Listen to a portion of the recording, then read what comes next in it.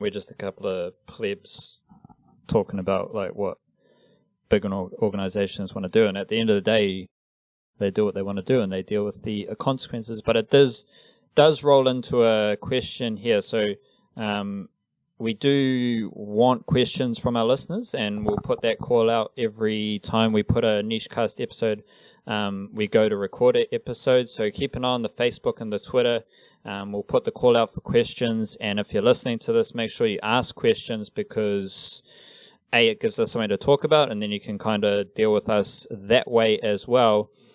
On Twitter, we had a question from Jace Vanema, and he asked, who in the New Zealand sporting landscape is going to be impacted the most by the pandemic? Now, to kind of set the scene here, Wildcard, and answer this question, I think New Zealand is in a unique position where we've got so many, much of our sport is semi-pro, let alone amateur, and that is the highest level. Like, you're going to have rowers, cyclists, Olympic game, Commonwealth Games competitors who are amateur and rely on the generosity of the government.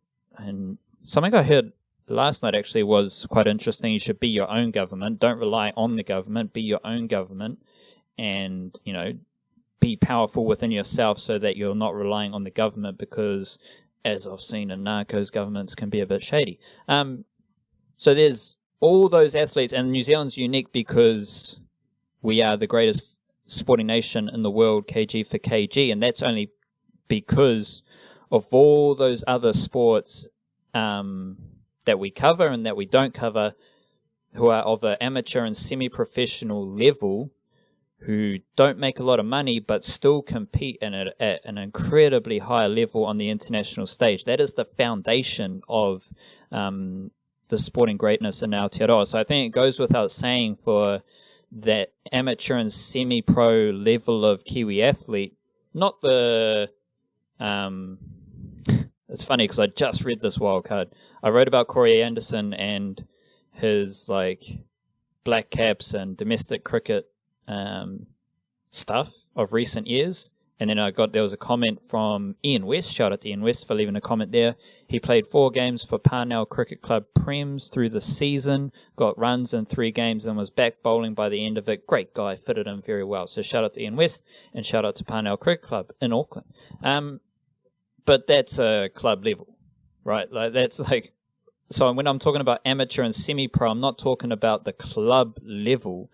I'm talking about the world-class athletes in New Zealand who are amateur and semi-pro, by the fact that New Zealand is New Zealand. We don't have a lot of money, resources floating around. So for those Olympic, Commonwealth Games athletes, those kind of athletes who are who operate at a world-class level, however they are amateur or semi-pro, I think it goes without saying that they will be heavily impacted by this situation. Do you have any differing opinion on that little scene-setting exercise there, Wildcard?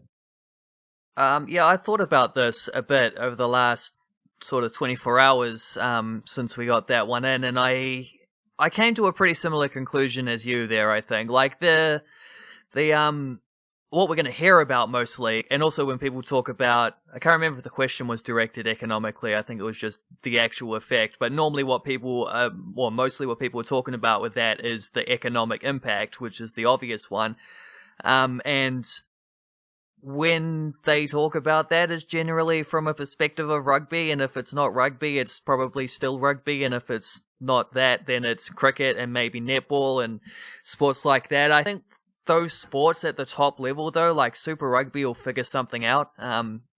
Like, wait. Just wait. Stick to the.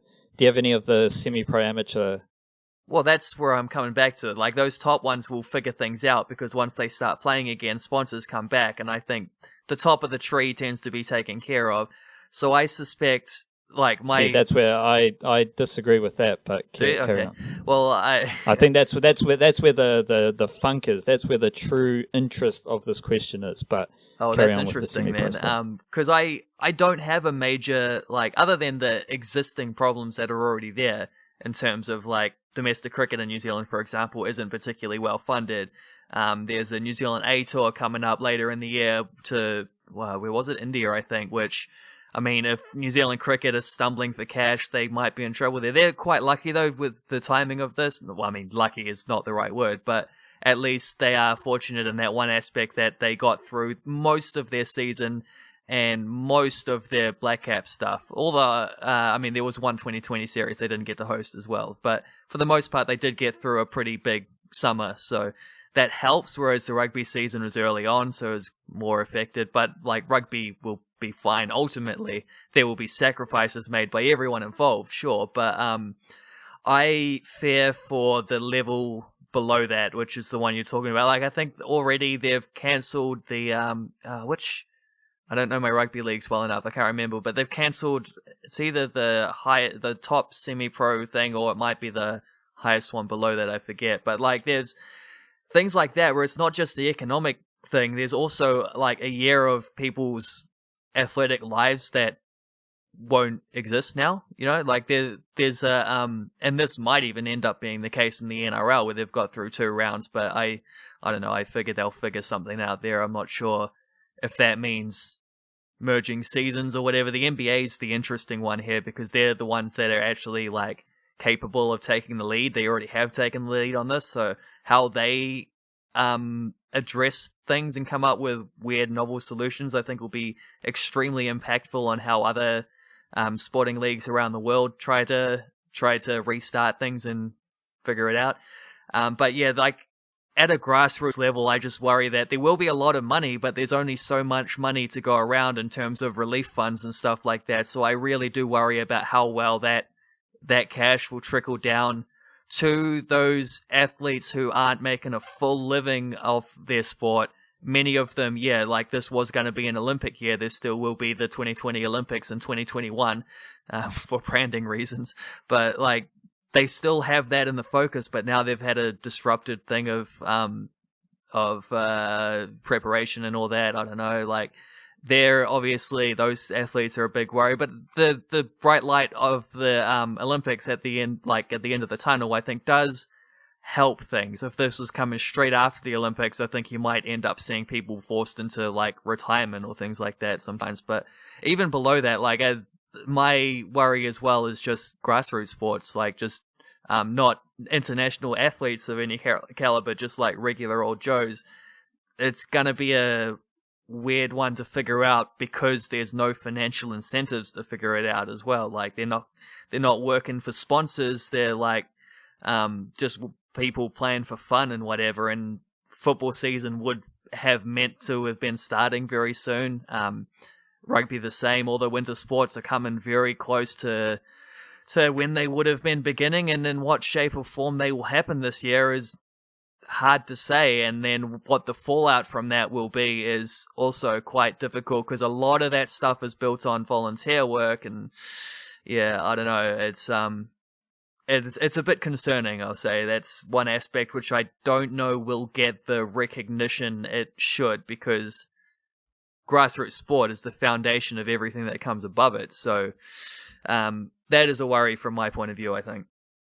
I have the complete opposite opinion. I think for the amateur and semi-pro athletes, like that's where I started, but I do think a lot of those athletes, like if you're a high-performance athlete operating on a budget, you're incredibly creative and you're incredibly resourceful with what you have. And I think that presents them with a great opportunity to just keep doing what they're doing and keep surviving and flourish. Like there's nothing really new. Like if you're an athlete of that level, you're going to have to continue to be creative. You're going to have to continue being resourceful with what you do have, and that's all good. Like the grassroots sport, people are going to want to show up. They're going to want to show up and be around people, and when they can, I think you're going to see a resurgence because everyone's going to be eager to get back around.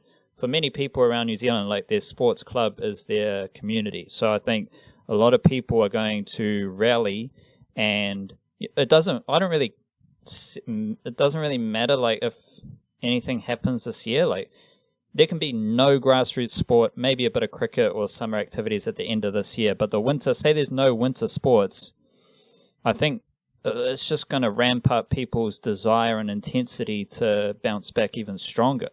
And I think that's going to be the resurgence. That's where I think it's going to be the most exciting. That's where it's going to be the most encouraging, like, let alone the fact that many of these sports clubs are going to have to find other ways to be financially stable, because a lot of the grassroots clubs rely on, again, handouts. They rely on not the government specifically, but government organizations to give them money. They are not self-sufficient.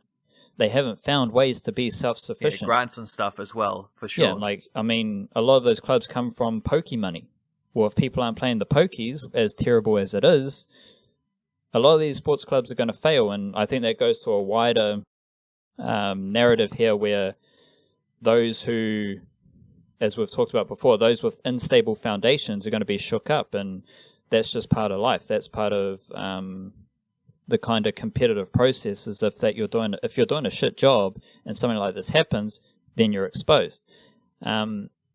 So I think the grassroots organizations, I think there's going to be, it starts from a personal level. So I think from a personal level, a lot of these people and these communities are going to be not desperate, but they're going to have a certain level of vigor at getting back into their club, getting back into their community, and expressing themselves through their sport and with their friends and family who are also part of those organizations.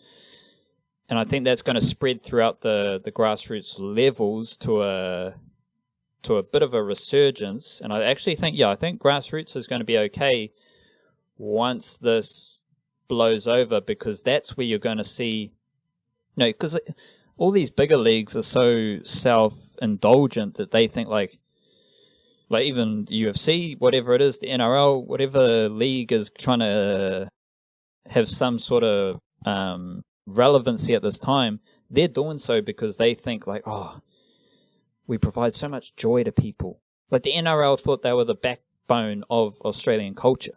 They thought, there can't be an Australia without the NRL. And it's like, okay, but I believe we're going to see that at the community level. So I think you're going to see that the real glue to the fabric of our society in New Zealand and our communities in New Zealand is at that grassroots level.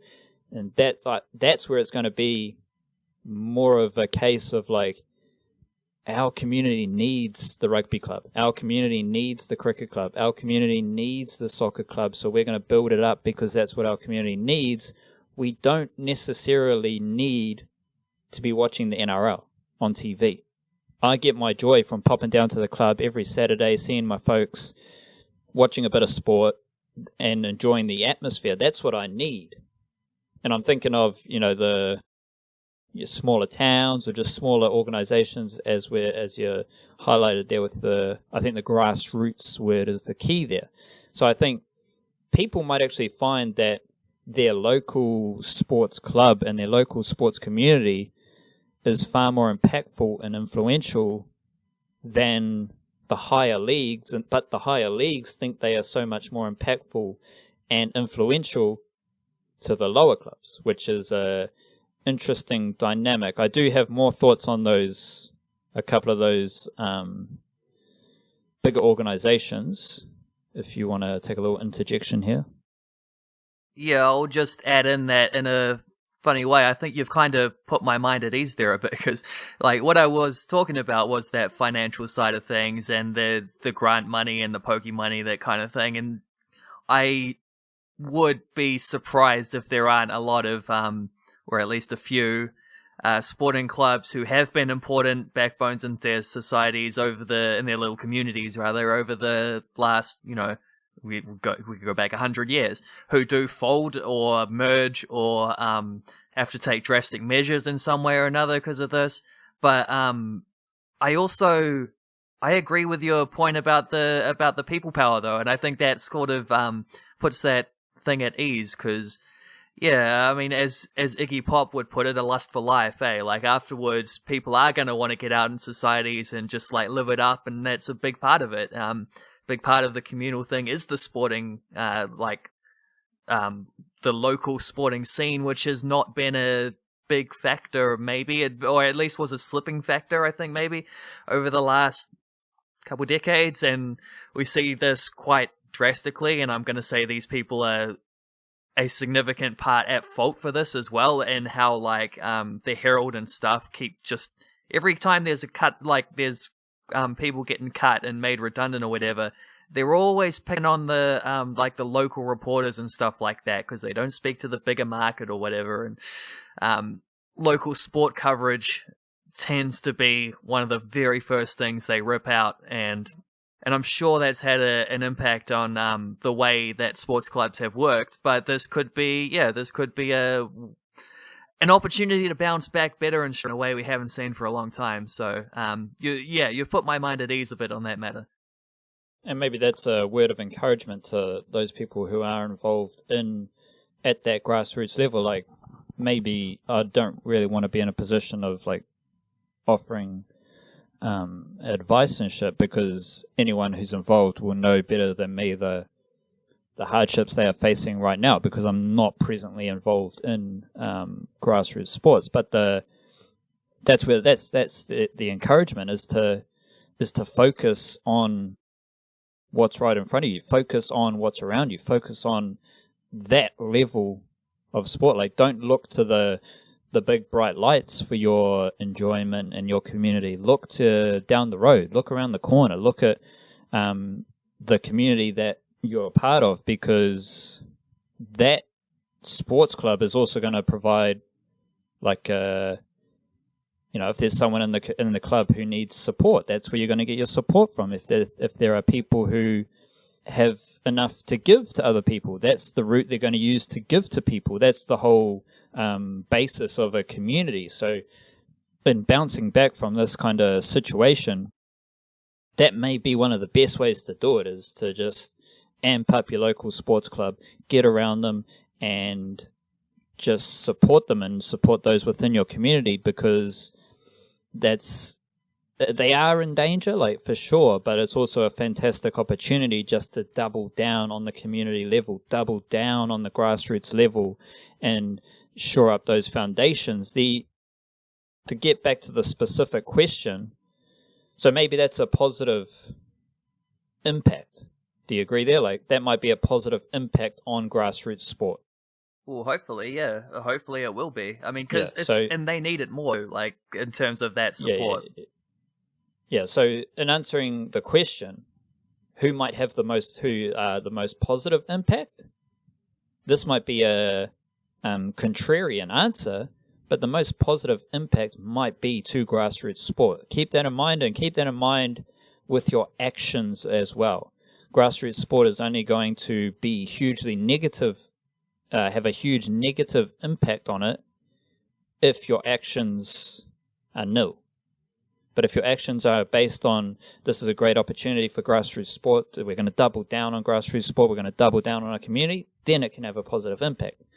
On a grander scale, I've got two kind of answers here for Wildcard that I'll be interested to get your thoughts and opinions on.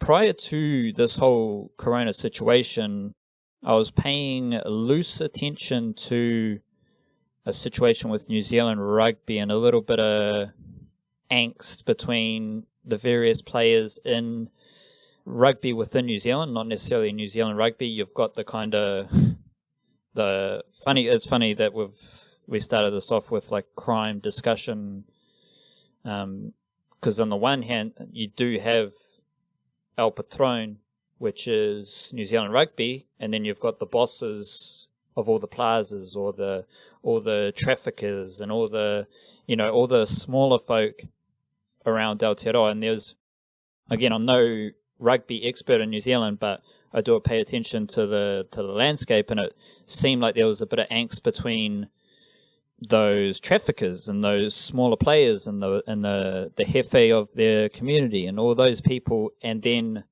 the boss of the bosses, New Zealand Rugby. So there was a bit of angst, and there was a bit of a situation brewing there, and New Zealand Rugby has been riding the wave of immense financial growth and expansion. I mean, this is a very surface level note, but do you remember the whole kerfuffle around having a international corporation like insurance, whatever, brand on the All Blacks jersey? The All Blacks jersey is sacred. You can't have that sponsor there on the front of the jersey. But the All Blacks, the brand of New Zealand Rugby and the All Blacks, which, I'm flowing off the top of my dome here, wildcard, so just bear with me as I go deep here. New Zealand Rugby put that brand on the front of their jersey because they had that opportunity.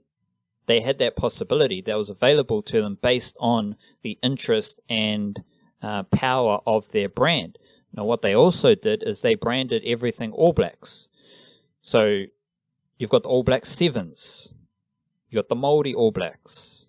All this stuff has been branded with the All Blacks because New Zealand Rugby Union understood and understands the power of that brand in a corporate sense. Now, for the average Kiwi, for the average sports fan around the world, the All Blacks brand is so much deeper. It's a bastion of sports culture and how to operate oftentimes as a man, and culture in terms of Māori culture, because it's associated with the haka as well.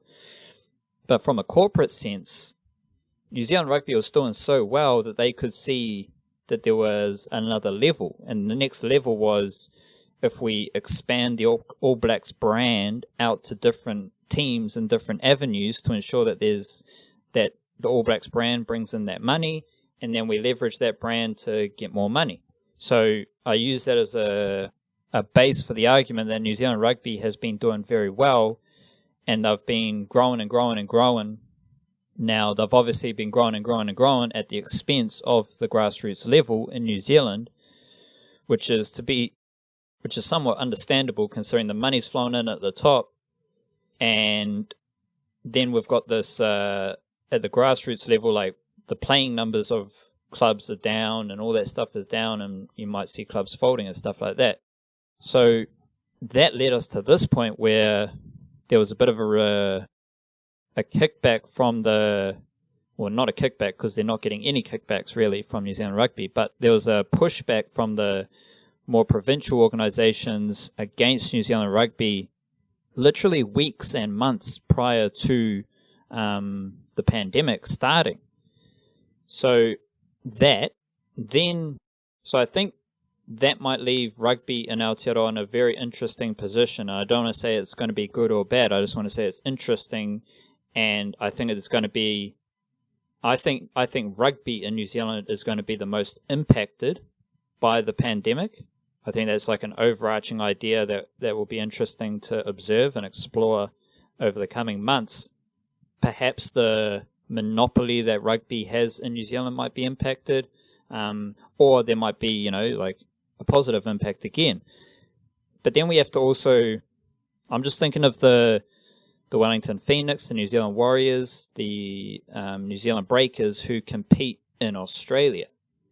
Now, that's going to be interesting to see what happens there. Obviously, the Warriors may be involved at some level of some weird NRL competition that will be weird.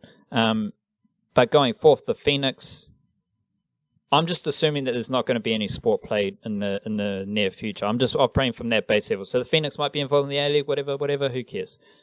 But assuming that nothing happens for 4 to 5 months, I think those teams and those clubs might be impacted because they're at the mercy of any changes and developments to stuff that's happening in Australia. And just, again, thinking through this off the top of my head, like I'm pondering a future in which there's a greater emphasis on sports competitions within New Zealand, because when you're involved with a competition in Australia, like, there's going to be great positives, and that's fine. but it's also it's like a weak point. Like if anything happens over there in Australia, it's going to have an impact on those teams from New Zealand, and you're relying on weird Australians to make right decisions, which there's not a great history of, for the well-being of your own team over here in New Zealand. So I'm interested to see how that dynamic might play out and what any ramifications that might be for like sports leagues in New Zealand, and how that might like shift the relevance and importance of those leagues. But I think any of those teams who compete overseas, primarily in Australian competitions, are going to be have their own kind of impact. But I think because of the context around what New Zealand rugby is dealing with their own little, it's not a huge drama, but it does appear to be a little bit of a drama. And then combined with the shifting landscape of New Zealand sport, I'm feeling like the rugby might be most impacted by the pandemic. I was reading an article this morning by what's his name? Yua Haval Narara, however you say that dude's name, the guy who wrote that book Sapiens. He was writing, it was a couple of weeks ago, I sort of bookmarked it to come back to when I finally got around to it.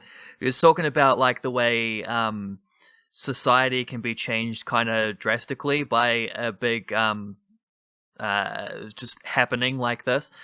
And he looked in a few different ways about, like, one of the things he talked about was technologies which otherwise would not, and he was talking about the way that government can use them in a sort of corrupt way, where like rush through surveillance technology with the idea of we're using it to detect this and solve this and whatever, but then at the end of it you come out and they're like, oh, well, just keep it around though, and now we know all these details about people and continue to monitor them sort of thing. Like technologies that will get like fast tracked and things like that, and like everything just apparently happens a lot quicker. And I suspect that, like, well, that's what I was thinking about when you're talking about the New Zealand rugby thing, because I suspect that was already, I mean, it was already in motion. You're saying the Grassroots, a lot of those clubs and whatever are already kicking up a bit of a fuss about the money not making its way down, which is always something that infuriates me, is the way like money just seems to, people just assume if there's lots at the top, it'll make its way down to the bottom, and for some reason there's just always these little hurdles and never quite gets to where it's supposed to be, and it all gets gobbled up at the top of the pyramid rather than making its way down below where it could impact more people, but whatever. So yeah, like I think that was already an element, and I think already there was aspects of rugby's shifting place in the culture where it's always going to be numero uno, but it's not necessarily going to be like miles ahead of everyone else to where it doesn't have to share. And I think that was already happening. And then based on that article that I read this morning, and based on what you're just saying there, I suspect we might be about to see just an acceleration of that whole process in a way which is going to be probably uncomfortable for New Zealand rugby, because in a situation that perhaps they were expecting, more likely I expect they were arrogant enough to think that it wouldn't matter and that things would always be golden, because we see that constantly from that whole like rich get richer kind of situation. And New Zealand rugby can't compete with the big sporting organizations around the world, but they do have a globally recognized brand in the All Blacks, and they are the big fish in a small pond in New Zealand. So yeah, I mean, it could be very interesting times in a way that I'm kind of excited to think about, actually. I certainly don't mind the old proverbial cat getting in amongst the pigeons in this situation.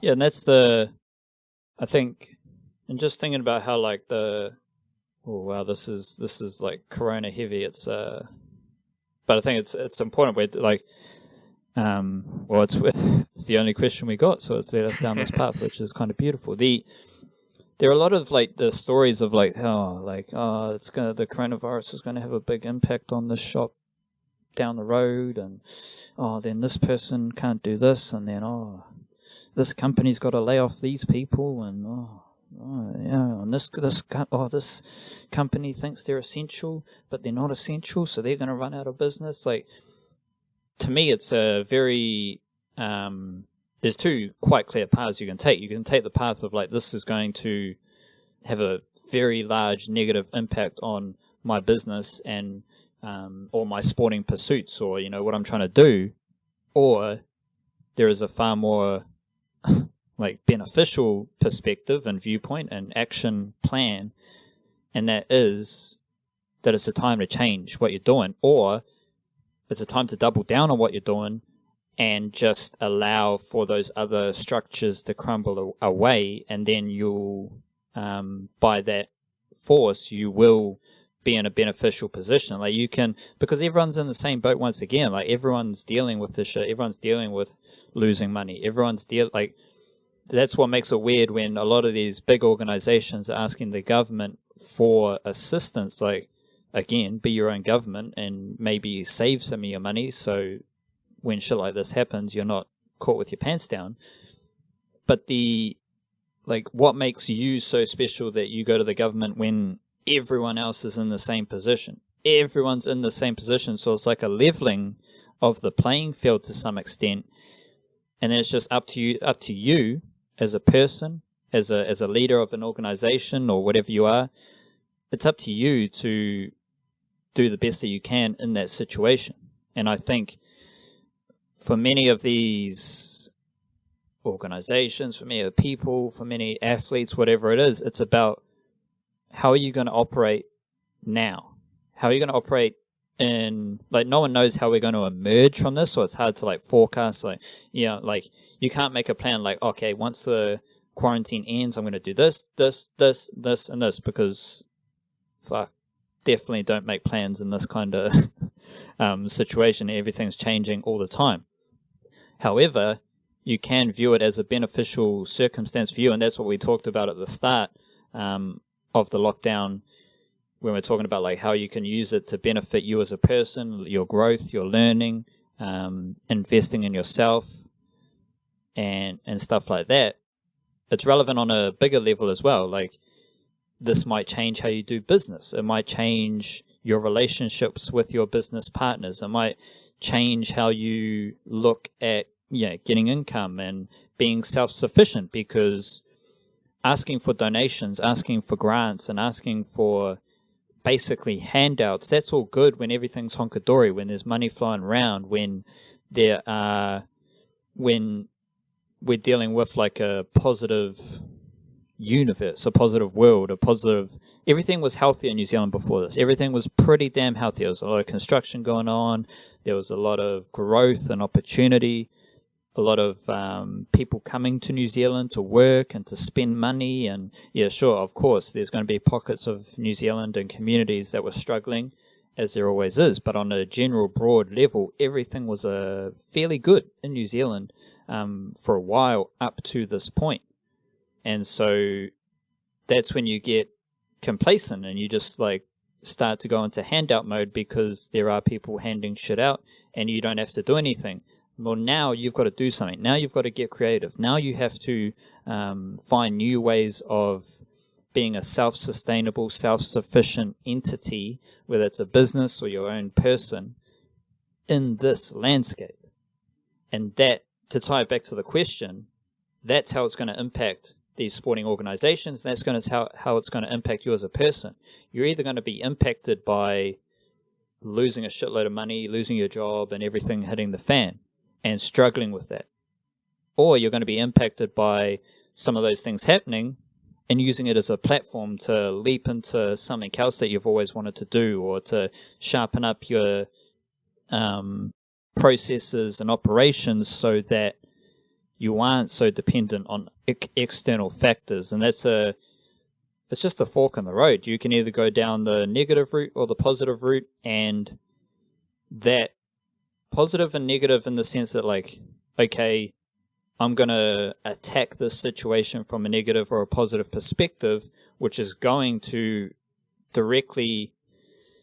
related to how it's going to impact you down the track.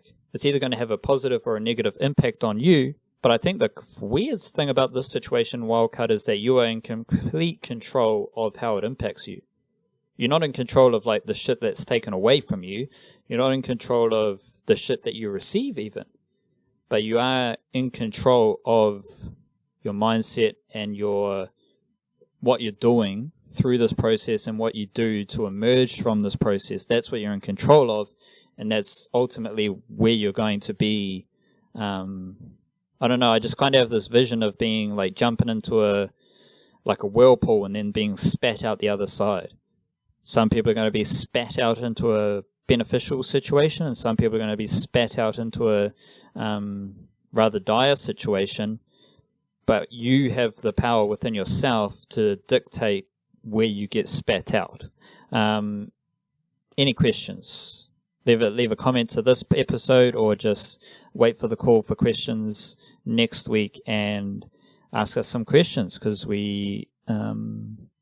it's stuff to talk about, and it lets us know what you guys are interested in as well. Kia kaha, stay beautiful. Chur.